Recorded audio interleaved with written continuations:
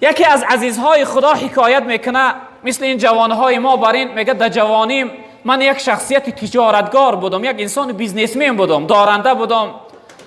کاری هر روزه من میگه سر و بدن زیبا کردن، لباسهای زیبا پوشیدن و دقیق کوچه گشتن بود. تا اینکه امروز جوانها هم عادت داره وقتی از خانه بیرون شدنش سرش شانه میکنه، لباساشو چقدر زیبا میکنه، چه خوشبویی میکنه، تا اینکه یکی دقیق کوچه برآمد یگان دختر دیدش نگاهش کنه. گفته این حضرت میگه من خودم زیبا میکردم، لباسی زیبا میپوشیدم، جوان بودم، مغرور مست، دقیق کوچه میبرآمدم. میگه روز چنین خودم زیبا کردم، در کوچه برآمدم دیدم یک دختر بسیار زیبا، دختری نورانی، دختری محجبه، یعنی حجاب و ستر رعایت کردگی و از تگ چادر اون شعله نورش نمایان بود. در قد کوچه نمایان است. میگه اون دختر من نگاه کردم، اون دختر که صالحه و خدا ترس بود، میگه سرش پایان کرد، من اهمیت نداد، من نگاه نکرد. میگه من بسیار نگاهش کردم، آمد با پیشم گذشته رفت، چیزی از وی پرسیدم با من صحبت نکرد. بعد از اون میگه آهسته آهسته از قفاش رفتن گرفتم. در اصل وقت انسان باید شخصیت دل ببنده، از قفاش میره کو در کجا میدر آمده باشه، تا اینکه بپرسه که وای دختری کی بود، دختری کی هست، از کجا هست. میگه از قفاش رفتن گرفتم آهسته آهسته. بعد از اون میگه کمی رفتم، اون دختر احساس کرد که من از قفاش هستم. بعد از اون میگه دجاش ایستاد گشت گفت برادر، گفت از قفای من کجا میآیی؟ چی مقصد داری؟ از من چی میخواهی؟ میگه گفتم که من به تو عاشق شدم، من محبت تو، عشق تو در دل من جا گرفته، من تو را دوست داشتم. میگه این دختر گشت گفت ای جوان، گفت تو با چی چیزی من عاشق شده ای؟ میگه نگاه کردم بسیار چشمهای گردی بزیب داشت. گفتم ای دختر من با چشمهای تو عاشق شدم، چقدر چشمهای زیبا داری، چشمهای بزیب داری. میگه این شخصیت گفت، این دختر گفت ای جوان، گفت میخواهی که من ترا به مقصدت برسانم، به آرزوت برسانمت؟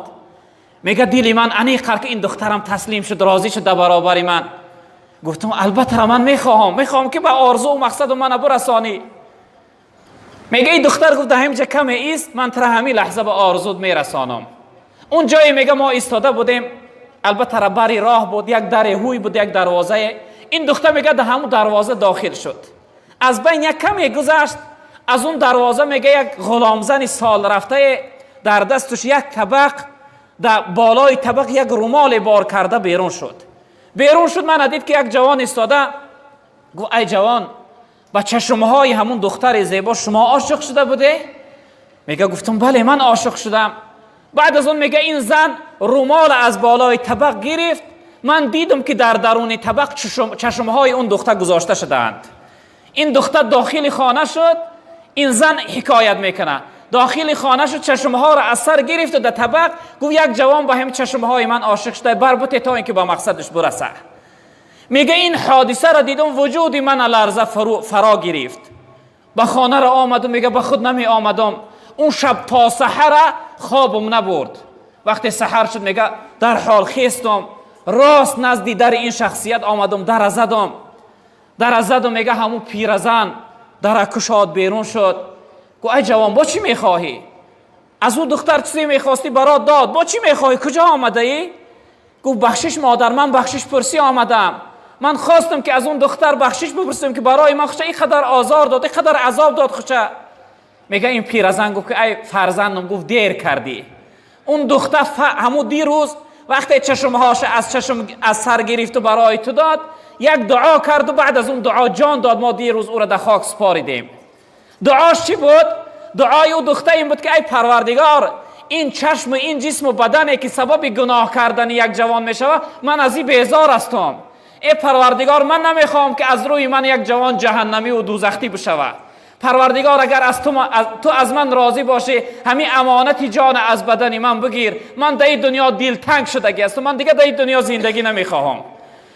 میگه همین جمله ها را میگفت و جان داد. این دختر بردیم، دیروز ما در خاک سپاریدیم. این جوان میگه من سراغه قبرش گرفتم و سر قبر اون دختر رفتم. 3 شبانه 3 روز میگه من خواب نرفتم، در تاری سری وی گریه کردم، از وی بخشش میپرسیدم. گفتم ای پروردگار، اگر این بنده ای تو از من راضی باشه، به سبب خواب دیدن یا اینکه به سبب الهامات من خبر که تا اینکه دل من آرام بگیره. میگه 3 شبانه 3 روز خواب نرفته بودم. روز سوم میگه در سر قبر همون دختر سر گذاشتم، خوابم برد. میگه خواب دیدم که این دختر در خوابم در آمد. گو ای جوان، با از من چی میخواهی؟ میگذاری که در همین خانه آخرتم آرام خواب روام. چی میخواهی؟ چشم هامو میخواستی دادم برای تو.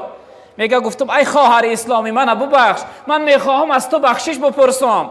میگه ای دختر، گو که همون لحظه ای که من چشم هامو برات دادم، همون لحظه من تو را بخشیده بودم. اینجا عیب تو نیست، اینجا عیب من است که من خودم در خد کوچه برآمدم و نمایان کردم و جلوه دادم. از روی دیدن من تو گناهگار شدی، یعنی تو خود به گناه آلوده کردی. بعد از اون میگه از این دختر بخشش پرسیدم و از این دختر یک خواهش کردم. گفتم ای که خواهر اسلامی، برای من بدبختی گناهگاری گمراه یک نصیحت کن تا اینکه اصلاح شوم، تا اینکه بعد از آن حیات ما یعنی خوشبختانه در عبادت و بندگی بگذرانم. میگه این خواهر اسلامی یک نصیحت کرد برای من. گفت برادر، اگر بخواهی که گناه نکنی، اگر بخواهی که دیگر در راه معصیت و گناه نروی، در هر حالت و هر کجای باشی خود را در محضر خداوند حاضر بدان. در هر کجای باشی انیق بدان که خداوند تو را دیده ساده است. ای بدبخت، آیا در محضر خدا، در نزد خدا تو چی نوع گناه میکنی؟ میگه چنین برای من نصیحت کرد و برای من گفت که اگر بخواهی که بدبخت نشوی، اگر بخواهی که حیاتت خوشبختانه بگذره، بعد از هر خطا و گناه، بعد از هر فکر و نیتی بد، نگاهی بد، شنیدنی بد یا گفتنی بد، در حال گفت برادر توبه داشته باش. یعنی که توبه در حالی سبب چی میشه؟ سبب اصلاح انسانیت میشه.